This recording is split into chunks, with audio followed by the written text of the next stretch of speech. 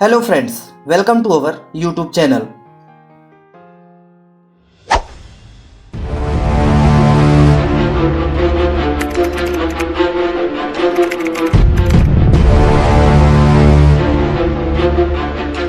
हम आशा करते हैं कि आप सभी स्वस्थ होंगे और अपना ख्याल अच्छे से रख रहे होंगे। हमने अपनी पिछली वीडियो में वर्णमाला, शब्द, वाक्य, विराम चिन्ह, शब्द शक्ति, वाक्य के तत्व, संज्ञा, सर्वनाम, संज्ञा का पद परिचय, लिंग, विशेषण, प्रविशेषण एवं क्रिया के बारे में विस्तार से पढ़ा है एवं सीखा है। इन सभी वीडियोस की लिंक डिस्क्रिप्शन बॉक्स में दी गई है। आप इन वीडियोस को देखकर इनके बारे में सीख सकते हैं। आज हम इस वीडियो में कारक के बारे में पढ़ेंगे। कारक की परिभाषा, कारक के उदाहरण एवं उनके प्रकारों के बारे में जानेंगे एवं सीखेंगे। कारक की परिभाषा: वाक्य में प्रयुक्त वह शब्द जिसका क्रिया के साथ प्रत्यक्ष संबंध स्थापित होता है या संज्ञा या सर्वनाम का वाक्य के अन्य पदों विशेषतः क्रिया से जो संबंध होता है उसे कारक कहते हैं। कारक शब्द क्री धातु में अक प्रत्यय के जुड़ने से बना है, जिसका शाब्दिक अर्थ होता है करने वाला। उदाहरण: राम ने रावण को बाण से मारा। इस वाक्य में राम क्रिया मारा का कर्ता है, रावण मारा क्रिया का कर्म है तथा बाण से यह क्रिया संपन्न की गई है, अतः बाण क्रिया का साधन होने से करण कारक है। अब देखते हैं कारक चिन्ह। कारक के जिस रूप से क्रिया का संज्ञा या सर्वनाम शब्दों के साथ संबंध का बोध होता है या वाक्य में कारक की पहचान करवाने वाले शब्द को कारक चिन्ह कहते हैं। इन्हें परसर्ग भी कहते हैं। प्रत्येक कारक का अपना एक या एक से अधिक चिन्ह होता है। हिंदी व्याकरण में कारक मूलतः 8 प्रकार के होते हैं। कारक एवं कारक चिन्ह: कर्ता ने कर्म को करण से के द्वारा संप्रदान के लिए अपादान से संबंध का, के, की, रा, रे, री, ना, ने, नी, अधिकरण में पर संबोधन हे, हो, अरे। अब देखेंगे कारक के प्रकार। पहला है कर्ता कारक। वाक्य में वह संज्ञा या सर्वनाम पद जो क्रिया को करने वाले का बोध करवाता है उसे कर्ता कारक कहते हैं। कर्ता कारक का विभक्ति चिन्ह या कारक चिन्ह ने होता है। कर्ता कारक के साथ ने विभक्ति चिन्ह का प्रयोग सिर्फ भूतकालिक क्रिया में किया जाता है। कर्ता कारक के उदाहरण: विक्रम ने पुस्तक पढ़ी, विजय ने पत्र लिखा, विजया ने गाना गाया, भाई ने दरवाजा खोला, शंकर ने साइकिल चलाई इत्यादि। इस प्रकार के कर्ता कारक के और भी उदाहरण हो सकते हैं। दूसरा है कर्म कारक। वाक्य में जिस संज्ञा या सर्वनाम शब्द पर क्रिया का प्रभाव पड़ता है उसे कर्म कारक कहते हैं। कर्म कारक का विभक्ति चिन्ह या कारक चिन्ह को होता है। निर्जीव कर्म कारक शब्दों के साथ को का प्रयोग नहीं किया जाता है। उदाहरण: राम ने रावण को मारा, शंकर चाय पीता है, अध्यापक छात्र को पाठ पढ़ा रहा है, राम पुस्तक पढ़ता है, रमेश पत्र लिखेगा इत्यादि। इस प्रकार से कर्म कारक के और भी उदाहरण हो सकते हैं। कर्म कारक के 2 भेद होते हैं। पहला प्रधान कर्म या मुख्य कर्म या इसे निर्जीव कर्म कारक भी कहते हैं। दूसरा है अप्रधान कर्म, गौण कर्म या सजीव कर्म कारक। अब इनके बारे में जानेंगे। पहला है प्रधान कर्म।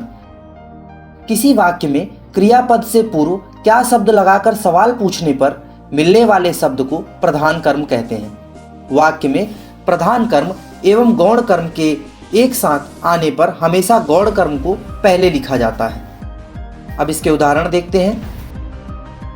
उदाहरण: वह क्या लिखता है? वह पत्र लिखता है। इस उदाहरण में प्रश्न करने पर जवाब मिलता है वह पत्र लिखता है। यहाँ पत्र मुख्य कर्म है। दूसरा है अप्रधान कर्म। किसी वाक्य में क्रियापद से पूर्व किसे या किसको शब्द लगाकर सवाल पूछने पर मिलने वाले शब्द को अप्रधान कर्म कहते हैं। उदाहरण: बहन ने किसको बुलाया? बहन ने भाई को बुलाया। इस उदाहरण में प्रश्न पूछने पर भाई उत्तर मिला, अतः इस उदाहरण में भाई अप्रधान कर्म कारक है। अब तीसरा प्रकार है करण कारक। किसी वाक्य में कर्ता जिस माध्यम से क्रिया करता है उस माध्यम को करण कारक कहते हैं। करण कारक का विभक्ति चिन्ह से तथा के द्वारा होता है। यदि किसी वाक्य में के साथ शब्द का प्रयोग हुआ हो तो के साथ से ठीक पहले प्रयुक्त शब्द में करण कारक होगा। उदाहरण, रमेश यहाँ बस से आता है। विनोद के साथ कविता भी दिल्ली गई। शंकर कान से बहरा है। चाकू के द्वारा आम काटा गया। बच्चा गेंद से खेल रहा था, इत्यादि। अब जानेंगे करण कारक के प्रयोग के विशेष नियम। यदि किसी वाक्य में शारीरिक विकलांगता पहचान का माध्यम बन जाए तो उस वाक्य में विकलांग अंग का नाम करण कारक होगा। उदाहरण, वह हाथ से लूला है। इस उदाहरण में हाथ करण कारक है। अब चौथा प्रकार है संप्रदान कारक। संप्रदान शब्द का अर्थ है देना, अतः किसी वाक्य में कर्ता जिसे कुछ देता है या जिसके लिए क्रिया करता है उसे संप्रदान कारक कहते हैं। संप्रदान कारक का विभक्ति चिन्ह के लिए है। किसी वाक्य में द्विकर्मक क्रिया के साथ देने का भाव आने पर को विभक्ति का भी प्रयोग किया जाता है। संप्रदान कारक के उदाहरण, रवि बच्चों के लिए मिठाई लाया। सुरेश ने महेश को पुस्तक दी। बच्चा दूध के लिए रो रहा था। हम यहाँ पढ़ने के लिए आते हैं। वह नौकरी के लिए शहर गया, इत्यादि। अब जानेंगे संप्रदान कारक के प्रयोग के विशेष नियम। पहला नियम है, यदि किसी वाक्य में कर्ता द्वारा दी जाने वाली वस्तु पुनः कर्ता के पास वापस आ जाने का भाव प्रतीत होता हो तो जिसे वस्तु दी गई है उसमें संबंध कर्म कारक माना जाता है। उदाहरण, सुनील धोबी को कपड़े देता है। दूसरा नियम है, यदि किसी वाक्य में दंड देना क्रिया हो तो जिसे दंड दिया गया है उसको दर्शाने वाले शब्द में कर्म कारक होगा। उदाहरण, राजा विनोद को सजा सुनाता है, इत्यादि। तीसरा नियम है, यदि किसी वाक्य में अच्छा लगना या अच्छा नहीं लगना क्रिया हो तो वहां संप्रदान कारक होता है। उदाहरण, मुझे रसगुल्ले अच्छे लगते हैं। विकास को लड्डू अच्छे नहीं लगते हैं, इत्यादि। चौथा नियम है, किसी वाक्य में यदि क्रोध करना या ईर्ष्या करना क्रिया हो तो वहां संप्रदान कारक होता है। उदाहरण, पिता पुत्र पर क्रोध करता है। शंकर कविता से जलता है, इत्यादि। पांचवा नियम है, यदि किसी वाक्य में नमस्ते, नमस्कार या प्रणाम आदि आदर सूचक शब्दों का प्रयोग हुआ हो तो वहां संप्रदान कारक होता है। उदाहरण, आप सभी को नमस्ते, गुरुजी को प्रणाम, इत्यादि। अब पांचवा प्रकार आता है अपादान कारक। जब किसी वस्तु में एक वस्तु या व्यक्ति से दूसरी वस्तु या व्यक्ति के अलग होने या तुलना करने का बोध होता हो तो जिससे अलग हो या तुलना की जाए उसे अपादान कारक कहते हैं। अपादान कारक का विभक्ति चिन्ह से होता है। अपादान कारक के उदाहरण, शंकर मोहन से अच्छा गाता है। पेड़ से पत्ता गिरता है। मोहन घोड़े से गिर गया। कविता बस से गिर गई, इत्यादि। अब जानेंगे अपादान कारक के प्रयोग के नियम। पहला नियम है, यदि कोई वस्तु या पदार्थ अपने उत्पत्ति स्थान से अलग हो रहा हो तो उस उत्पत्ति स्थान के नाम में अपादान कारक माना जाता है। उदाहरण, गंगा हिमालय से निकलती है। काम से क्रोध उत्पन्न होता है इत्यादि। दूसरा नियम है, यदि किसी वाक्य में डरना, रक्षा करना या लज्जा करना आदि क्रियाओं का प्रयोग हुआ हो तो जिससे डरा गया है, रक्षा की गई है या लज्जा की गई है, उस शब्द में अपादान कारक माना जाता है। उदाहरण, ममता छिपकली से डरती है, पुलिस चोरों से रक्षा करती है इत्यादि। तीसरा नियम है, यदि किसी वाक्य में समय के आरंभिक बिंदु का उल्लेख किया गया हो तो उस समय सूचक शब्द में अपादान कारक माना जाता है। उदाहरण, वह सुबह से कसरत कर रहा है, सूरदास जन्म से अंधे थे इत्यादि। अब छठवां प्रकार है संबंध कारक। जब किसी वाक्य में कोई वस्तु, व्यक्ति या पदार्थ किसी अन्य वस्तु, व्यक्ति या पदार्थ के साथ अपना कोई संबंध रखता है तो उस संबंध सूचक शब्द में कारक को संबंध कारक कहते हैं। संबंध कारक के विभक्ति चिन्ह का, के, की, रा, रे, री, ना, ने, नी आदि होते हैं। संबंध कारक के उदाहरण,